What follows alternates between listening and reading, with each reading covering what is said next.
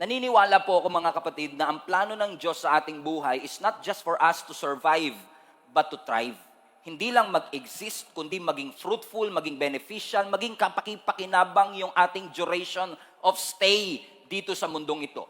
At kung uubusin natin yung ating panahon, kaka-worry ng mga mangyayari bukas, o ano kaya ang kakaharapin ko sa taong ito as we journey towards a brand new year, I believe na hindi natin magagawa ang pinapagawa ng ating Panginoon. Kapag lagi po tayong nakikinig sa boses ng kaaway, si Satanas, wala ho siyang sasabihin sa atin. Laging sasabihin sa iyo ni Satan na ang buhay ay hindi maganda. He will convince you that life is not beautiful at all.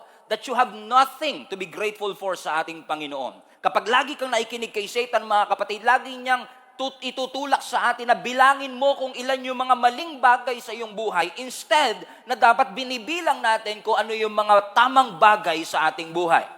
Naniniwala ako mga kapatid na kapag tayo ay nagsimulang magbilang ng mga pagpapalang natanggap natin, hindi lang noong 2022, magsimula na lang tayo mula pa lang kagabi hanggang ngayon, ay hindi na tayo matatapos hanggang bukas.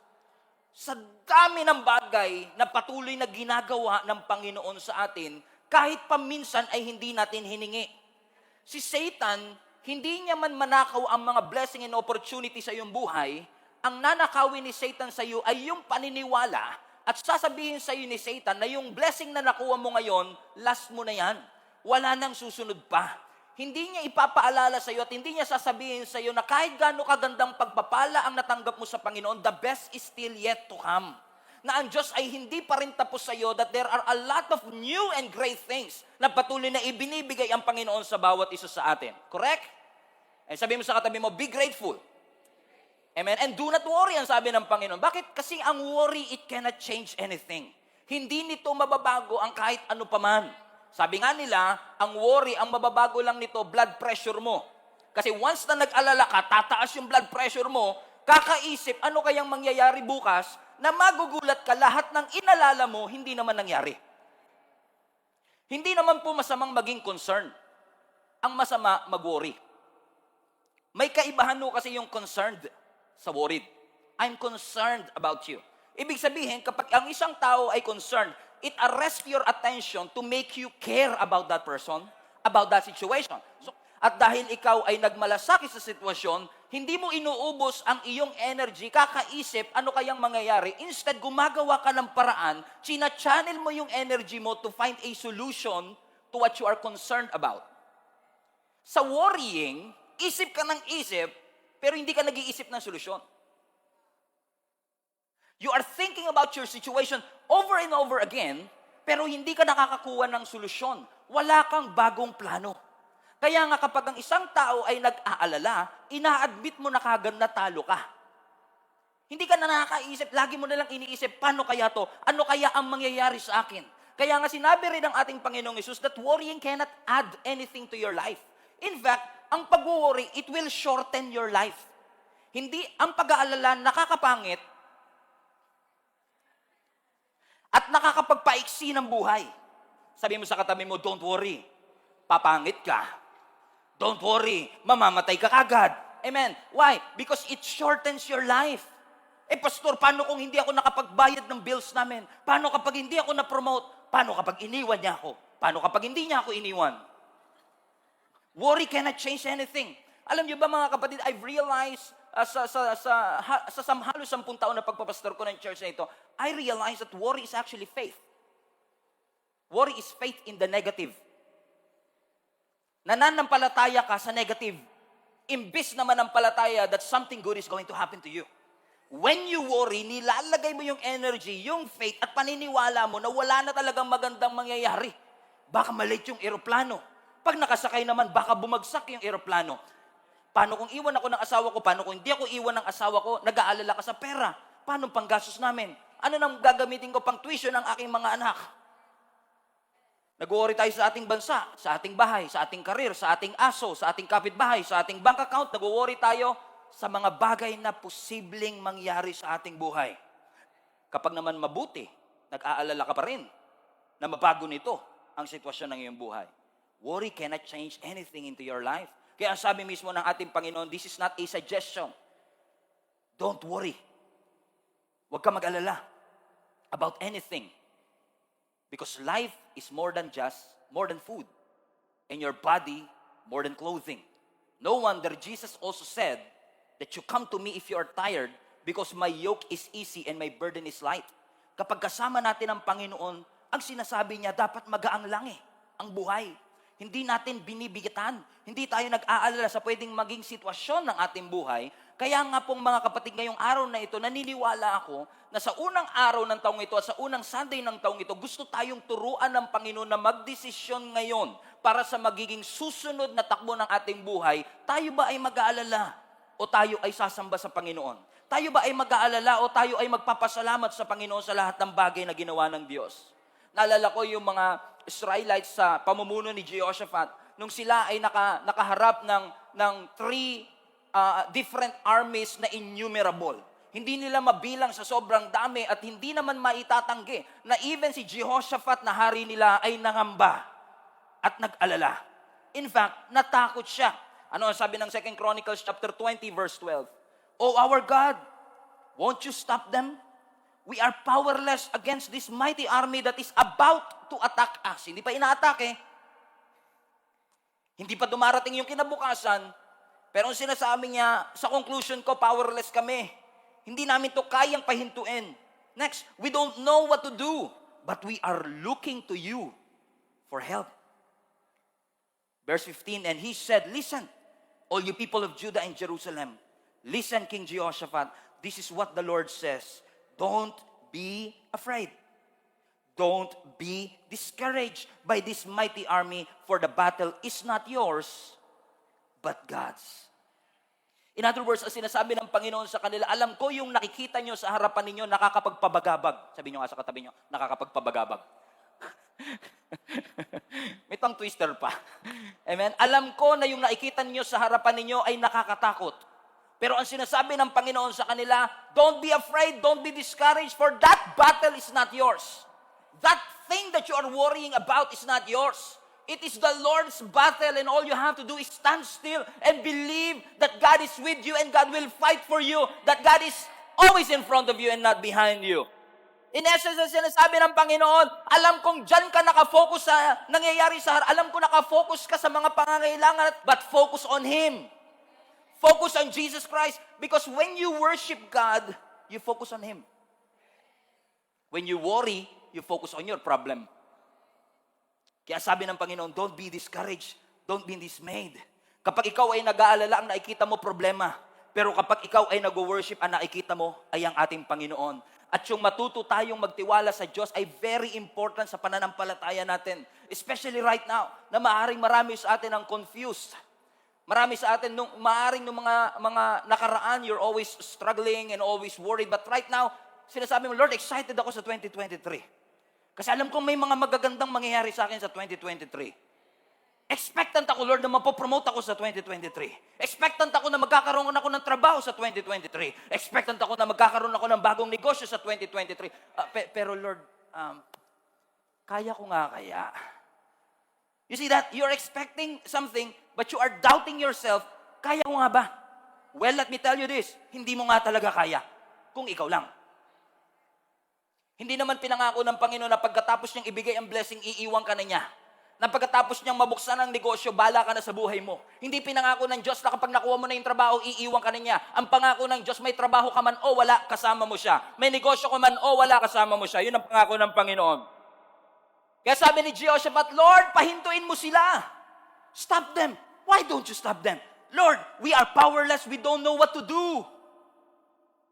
Hindi namin alam ang aming gagawin. Actually, pag tinignan mo ang story nito, mga kapatid, they have all the reason to trust God even more kasi hindi sila pinabayaan ng Panginoon. Amen?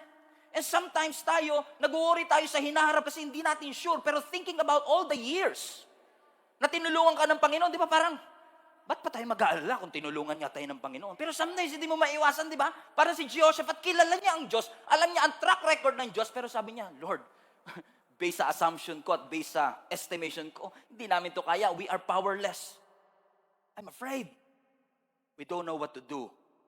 You know what I realized last night is that maybe some of us are so exhausted for what we have been through that we are not excited anymore for what God has prepared in advance for our life.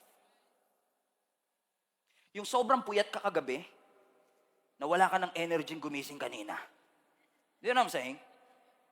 Amen? May mga kilala ba kayong ganun, mga kapatid?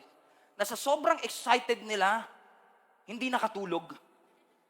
Puyat na puyat. At pagdating ng kinaumagahan, wala na silang energy because all their energy were already exhausted nung gabi pa lang. May kilala ba kayong ganun, mga kapatid? That they are not excited anymore na umasa sa Panginoon. I mean, like, sabi ko nga kay Lord, Lord, ito pag-uusapan. I mean, pag nag-search sila ng YouTube ng mga preaching ko, ang daming kong preaching about this. Ang sinasabi lang ng Panginoon sa atin, this is a message that needs to be reminded over and over again because this is also the sin that we keep on doing over and over again. Worrying is a sin. Let me repeat. Worrying is a sin. No, amen. Let me repeat again. Ang pag-aalala ay kasalanan. Kasi tinatanggal mo ang iyong pagtitiwala sa Panginoon at binibigay mo sa inaalala mo. Pastor, di mo alam ang pinagdaanan ko. Dinurog ako ng 2022, Pastor. Wasak na wasak ang puso ko ng 2023 sa lahat ng bagay. It's been a rough year. It's been a long journey. It's been a difficult journey for my life. Hindi tayo nagpapaligsahan ng pahirapan ng taon. Okay? Some of you are tired of all the stuff that you went through ng 2022.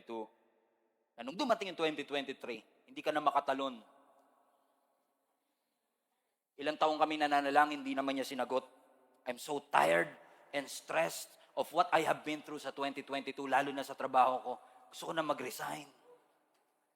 E di mag-resign ka. E paano naman ang pamilya namin, Pastor? E di maghanap ka na ibang trabaho. E paano ko walang tumanggap sa akin, Pastor? May kilala ho ba kayo yung sinabi niya, magre-resign na ako. 6 years later, nandun pa din. Lalo yung mga asawa nyo, pag uwi nyo ng bahay, magdadabog ka, pa! Ayoko na talaga sa trabaho ko. Magre-resign na talaga ako. Sabi ng asawa mo, di mag-resign ka. Eh, paano tayo kakain? 6 years later, pak! Magre-resign na talaga ako. O, 6 na taon na yan, ha? Amen? Because you're so tired and stressed about your job, and tired and stressed because of the relationship that hurt you, tired and stressed of the mess that you are going through sa iyong pamilya, and you don't have an energy to fight any longer para sa next year. Burdened with so many struggles that you face, that you don't have an energy to believe that this new year is going to be better than the last year. I just want to remind all of you, mga kapatid, that all of us wants the next season and the next year of our life to be better, correct? Pero kung di ka mag-iingat, yung 2023 ay magiging kapareho lang ng 2022 if you don't change anything in your life today. Amen. If 2020 to 2022 has been a worrying year for you, and you keep on worrying and keep on distrusting the Lord for all the things that happen in your life, let's change that in 2023. Shall we? Sabi mo nga sa katabi mo, baguhin na natin yan. Mag-update na tayo. Kasi kapag di ka nag-update, di ka nag-upgrade, you will deal with the same issue and with the same problem again. And on 2024, you will be praying the same prayer na, Lord, tanggalin niyo po ito sa buhay ko. Buti pa yung cellphone natin, every year nag-update. Pero yung buhay natin, yung ugali natin pang 2014 pa, hindi pa rin natin binabago. Sabi mo sa katabi mo, parang ikaw ang topic ni Pastor ngayon. Hindi rin naman natin masasabi na hindi natin alam kung paano lumaya kasi tinuruan tayo ng Panginoon na lumakad ng malaya. Dinedelay mo lang talaga yung deliverance mo kasi masyado kang in love sa nakaraan. Masyado kang in love sa kung nasaan ka man naroroon at iniimbitahan tayo ng Panginoon. Let's go to that other side. Stop worrying that 2023 is going to be scary and 2023 is going to be difficult and challenging. It will be difficult. It will be challenging. Pero ang pangako ng Panginoon, magiging kasama natin siya. Stop postponing your peace. Stop delaying your deliverance. And start trusting right now that whatever it is that is going to happen, kahit walang assurance, alam natin na yung assurance na kasama natin ng Panginoon, laging nandyan. Naalala niyo si Peter? Gusto niya lumakad sa tubig kasi nakita niya si Jesus na lumalakad sa tubig. You remember that story? Ano sabi niya, Lord, if it is you, command me to walk on water. Ano sabi ni Jesus, come. Ano sabi ng scripture, Peter got out of the boat and walked on the water. That's interesting. And when we read that, parang binabasa natin na parang normal lang. Wala pong taong lumalakad sa tubig. Hindi na tayo dapat magulat na si Jesus lumalakad sa tubig, pero si Peter nakalakad sa tubig is a miracle. Pero what's even more miracle, para sa akin, is that nung inimbitahan siya ng Panginoon, humakbang agad siya at di siya nagsalita. Knowing Peter, he might ask a few questions before. Pwede niya sabihin, Lord, sige, hahakbang po ako, pero okay lang po ba mangako ka sa akin na hindi ako lulubog? Okay lang po bang pumirma ka ng promissory note na kapag lumubog ako, siguradong sasagipin mo ako? Because kung tayo si Peter, ganun tayo eh. Bago tayo humakbang, bago tayo magtiwala, bago tayo umasa, Lord, mangako ka muna. Where are your promises? I will not worry kapag nangako ka sa akin. That's interesting because sometimes, pinanalangin mo na, winori mo pa. Oh, actually, mga February, magigets niyo sinasabi ko na yan. Oh! Promise. Magugulat ka, mahuhuli mo yung sarili mo na, pinag-pray mo na, Lord, I give it all to you. I cast all my cares to you, God. It's all yours. 3 minutes later, nakarating kaya yung prayer ko na yun? Baka hanggang kisame lang yun eh. Hindi ka na worry. Nadagdagan ba yung problema mo? Kasi problema mo pa ngayon, kung nakaabot ba? Kaya ngayon sabi mo, tawagan ko kaya si pastor para sure. Kasi malapit yung kay Lord. Amen? Make a choice today, my friend. Worry or worship, make a choice. Will you count what's wrong in your life? Or will you start counting all the blessings that God has done in your life? Let's start counting all the blessings that God has done in your life. Ang sabi ng pagdududa, absent ang Diyos mo. Ang sabi ng pananampalataya, He will never leave you. He will never forsake you. Ang sabi ng pagdududa, we toil all night, but we caught absolutely nothing. Ang sabi ng faith, launch out into the deep, for you will catch more fish. In faith, you can see what is impossible. In faith, you can do what is impossible. Hindi mo lang makikita, magagawa mo. Kaya ang sabi ng Panginoon, don't worry. And He followed by verse 24, consider the ravens.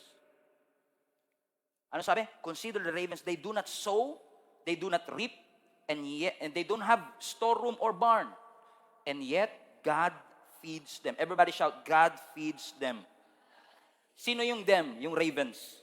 How much more valuable you are than birds. Look at this phrase. Consider the ravens. That word consider means reflect, ponder, realize, appreciate the ravens. Kasi sinasabi, kung context, sinasabi, huwag kayong mag-alala kasi dami nyo iniisip. Now, I want you to realize what the ravens are doing. Appreciate them. Tignan nyo sila. Kasi nakatingin kayo sa problema, sabi ng Panginoon, tignan nyo yung mga ravens. Kasi masyado kayo nakafocus sa wala kayo. Hindi nyo nakikita yung blessing na binibigay ng Panginoon sa kanila. Tignan nyo sila, sabi ng Panginoon. Hindi sila nagtatanim, hindi sila umaani, pero kumakain. Hindi sila engineer, hindi sila architect, wala silang negosyo, pero kumakain sila. Sino nagpapakain? Ang Diyos. May nakita na po ba kayong uwak na nagsasaka? Meron? May nakita na po ba kayong uwak na may bank account? Wala. And yet, God feeds them. Pinapakain sila ng Panginoon. Amen. And sometimes, we have this thinking na, Pastor, hindi ko ina-imagine na magiging ganito ang aking buhay. Hindi ko na-imagine na magiging ganito. Ang sabi ng Lord, hey, reflect. Appreciate. Consider the ravens. Kung sila nga kumakain, hindi ba mas mahalaga ka kesa sa ibon? So reflect, ponder, and appreciate. And I've realized, mga kapatid, marami tayong blessing, hindi natin mabilang kasi hindi natin makita. Let me repeat. Marami kang blessing, hindi mo mabilang kasi hindi mo makita. If I tell you right now to count all your blessings, let's start counting our blessings. Oxygen. May damit ka ngayon.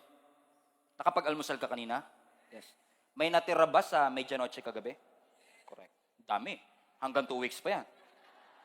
Yung spaghetti na yan, hanggang 2 weeks pa yan. Correct? So, ibig sabihin, meron ka ng guaranteed food for 2 weeks. Pero magpapadeliver ka pa rin mamaya niyan, for sure. Correct? May natira pang pera kahit konti? Ayaw parinig ba? Kautangan ako nito, Pastor. Let us count the blessing. May sapatos ka? Okay? Nakakalakad? Praise the Lord. Um, uh, tumaba ka? Yes, yes. Amen, amen. Amen, amen, amen, amen.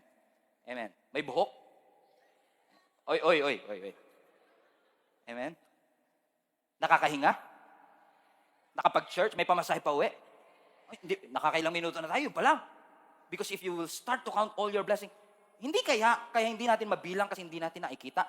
Kasi nakatingin ka. Kasi sabi ng Lord, teka lang, hinto ka muna sa pag-aalala. Tignan mo nga yung mga ravens. Ibig sabihin, baguhin mo yung pananaw mo. Sila nga eh.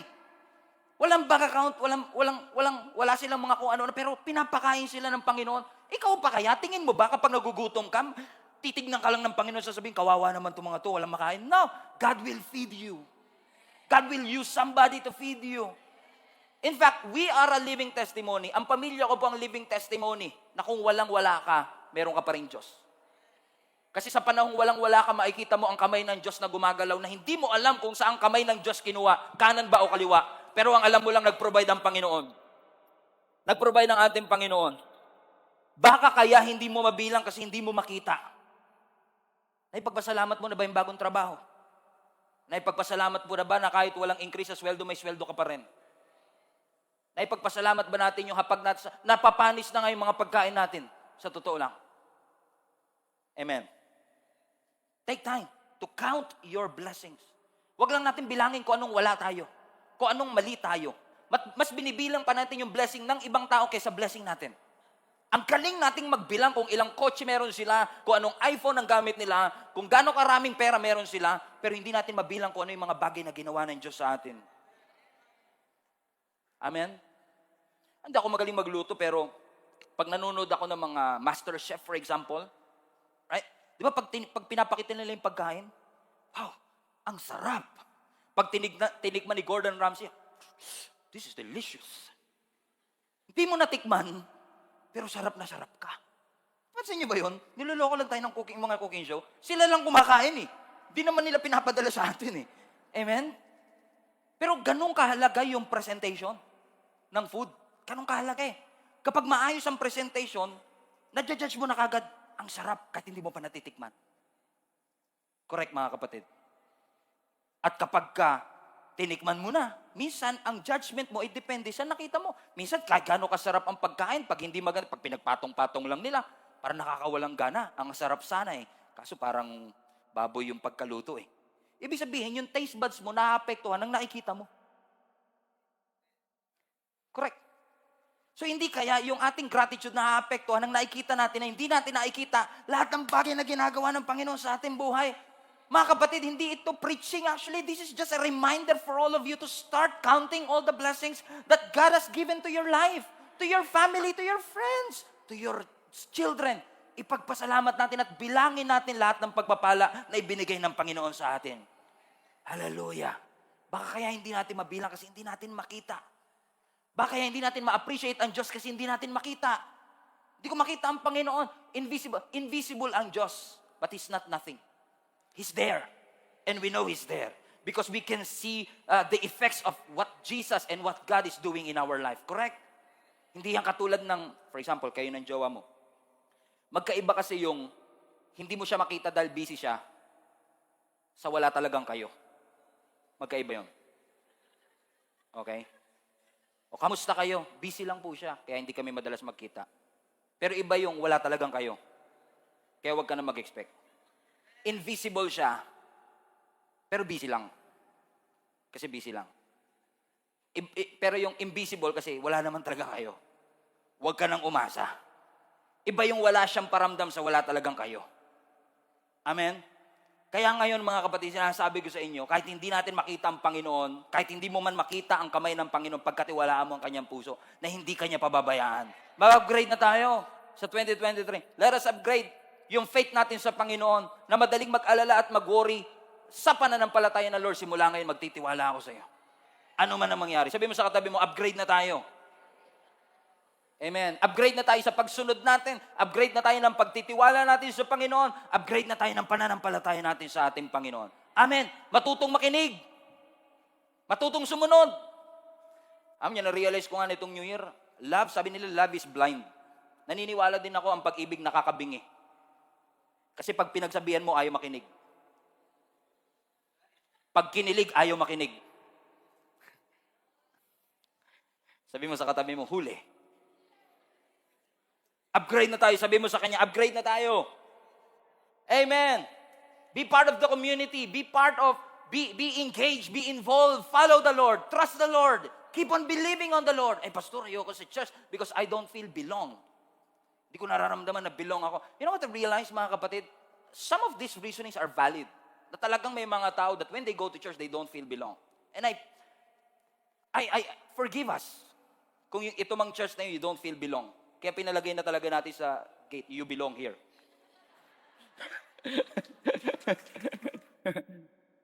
Oh, praise the Lord. Pero, hindi lahat na nagsasabing I don't feel belong, talagang hindi sila feel belong. Baka ang ibig mo lang sabihin, kaya ayoko sa barkada na yan, I don't feel belong. Ang ibig mo lang sabihin, you don't feel tolerated. Magkaiba kasi yun eh. Kaya feel mong belong ka kasi na-tolerate ka nila kahit mali. Belong ako dyan eh. Kasi magkakasundo talaga kami kahit nga mali, okay lang eh. Amen? Pero this year, I want to challenge all of you. Let's launch out into the deep. Let's stop worrying, stop these things na, tanggalin na natin yan. Mag-level up na tayo because it's a start of your faith to the Lord. Nasabihin mo talaga, Lord, simula ngayon, I will keep trusting you no matter what. Kung paano sinabi ni Apostle Paul sa mga early church, be strong. Magpakalakas kayo. By now, your faith must be stronger. Yung nakakapagpaiyak sa iyo sa 2014, wag mo nang hayaan makapagpaiyak pa rin sa iyo sa 2023. Yung nakakapagpatampo sa iyo noong 2014, wag na yun makapagpatampo pa sa iyo sa 2023. Yung nakakapagpadabog sa iyo noong 2020, hayaan mong wag na yun makapagpadabog sa iyo sa 2023. Let us change that attitude. Amen. And let us upgrade. Everybody say upgrade. From worrying to worship, from pain to praise, upgrade. Faith to faith, grace to grace, upgrade. Pastor, nag-upgrade na po ako. Dati, pag nagalit ako, once a day lang, ngayon, twice a day na. Upgrade. Amen? Habang tumatagal, dapat mas lalo tayong lumalalim. Habang tumatagal, mas lalo tayong nagtitiwala sa ating Panginoon. Ang sabi ng Biblia, don't be afraid. Ang sabi ni Jesus Christ, take courage, don't be afraid. Hindi ko man mabago ang sitwasyon, but I can change the way I see the situation. I can change my response. I can change the way I react and respond to these things that I'm going through.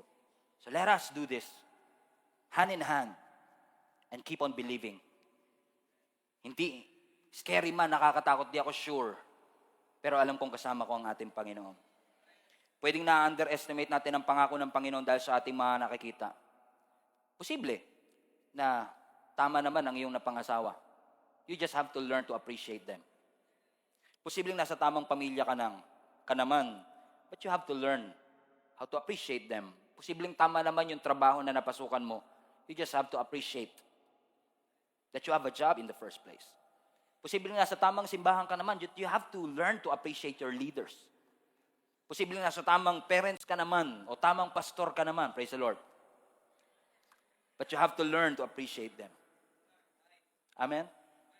This is me. This is all I've got. Wala na. Ito na talaga. Binigay ko na lahat. Either you like me or not, you don't have everything, but you always have something to be grateful for. Consider the ravens. They do not sow. They do not reap. And yet, God feeds them. Be grateful. Count your blessing. And start worshiping the Lord right now. And as I close this, naalala ko si Apostle Paul nung siya ay nakakulong. Acts 16, kasama si Silas. They have all the reason para mag-complain at mag-worry. Life and death situation. Nasa death row si Apostle Paul. Kinaumagahan, papatayin na siya. Pupugutan siya ng ulo.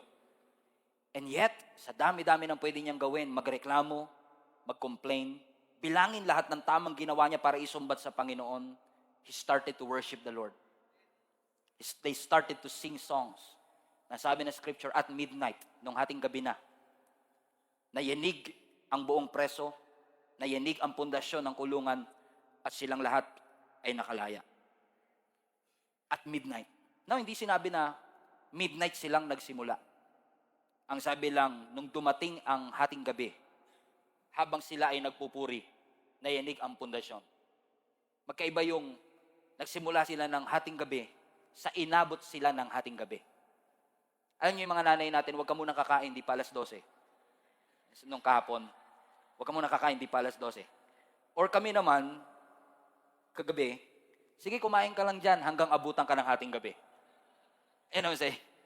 Na hindi ka hihinto hanggat abutan ka ng hating gabi. And it was implied in the scripture that they already singing for quite a long time na inabot na sila ng hating gabi. Just think about if you are Apostle Paul and you've been singing for hours and nothing happened. Wala nangyayari. Alas 8 nagsimula na kayo, wala naman nangyayari, hindi kayo lumalaya. And yet, after few hours of singing and worshiping the Lord, narinig sila ng Panginoon. Pinalaya sila ng ating Panginoon. Mga kapatid, I want to encourage you right now. Huwag mong sukuan. I know some of you have been praying for quite some time already. You've been singing and worshiping, attending the church, praying to the Lord for years and years para magkaroon ng improvement, ng change, ng pagbabago ang iyong buhay, ang iyong mga anak, ang trabaho mo, ang karir mo, ang pag-aaral mo. And you cannot see anything happening in your life. Just keep on doing it. Just keep on praying. Just keep on worshiping. Huwag mo hintuan. Manalangin ka lang ng manalangin, ng manalangin, ng manalangin hanggang makita mo ang sagot ng Panginoon sa iyong mga pananalangin. Na ang panalangin natin hindi lang pag-emergency. Na ang panalangin natin ay hindi lang kapag may problema tayo o malungkot tayo o nasa ospital tayo o tinaningan tayo ng doktor. Ang ating pagpupuri ay magsisimula ngayon din. Kahit patakot ako sa kakaharapin ko sa 2023, magsisimula ngayon. Hindi ang pag-aalala, kundi ang pagpupuri sa Panginoon. Magsisimula ngayon ang pagtaas ko ng kamay ko bilang pagsuko dahil alam kong hawak ng Panginoon ang aking future. Hindi ko man alam kung anong susunod na mangyayari sa akin. Hindi ko alam kung anong mangyayari sa aming pamilya. Hindi ko alam kung magkakatotoo ba yung sinasabi ng doktor na pwede akong bawian ng buhay ngayong taon. Hindi ko alam kung tatagal pa ba ako sa trabaho. Hindi ko alam kung buhay pa ba ako at makaka-survive pa ba ako sa taong ito. Pahina na pahina ang aking katawan, pahirap na pahirap ang aking sitwasyon, palalim ng palalim ang aking nararamdaman. Pero naniniwala ako na sa tulong ng ating Panginoon, kung ilalagak ko ang lahat ng aking alalahanin sa Kanya, kung mas pipiliin kong sumamba kaysa magreklamo, kung pipiliin kong magpuri kaysa alalahanin ang lahat ng mga bagay na aking kinakatakutan, naniniwala ko na ang aking buhay sa kamay ng Diyos, hindi man laging maganda, alam kong lagi ko siyang kasama. Nandiyan ang Panginoon.